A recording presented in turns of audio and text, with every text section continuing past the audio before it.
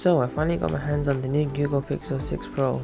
So I first realized this box is actually quite small, and the reason for that is that they don't include the power brick with the phone itself, which is quite annoying, but a lot of phones are doing it these days. First we have this little package here. It's quite nice as well with the SIM tool, so we can remove the SD card. Inside here we have a quick start guide, which we don't need. We also have, I don't know what this is, and the SIM injector tool. And we have a USB Type-C cable, which is perfect. And we also have this little adapter so we can connect another phone if you want to transfer files. The phone itself does look pretty nice. Let me just turn it on now. And I'm going to do a quick setup here.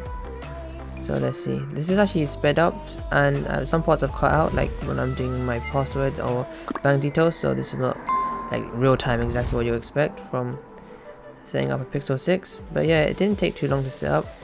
Just set up the fingerprint, as you guys can see. It took quite a while, but we'll see. Also set up Google Assistant, and there we go. Unplugged my OnePlus. And 3 things I've missed from my OnePlus is warp charging, the face unlock, which Pixel doesn't have, and I thought it would have it by now, but unfortunately it doesn't. Hopefully it comes in a future update. And also the alert slider on the side of the phone. So let's talk a little bit about the features of this phone. So the main reason I got this phone is probably because of Android 12. It's really, up to date with the latest features. And the camera, this phone has one of the best cameras, and I do take a lot of pictures for social media, so having an amazing camera in my pocket is probably the best thing ever.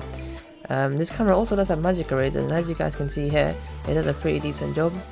It also has a one-handed mode, which is quite useful because this phone is like much bigger than my previous phone.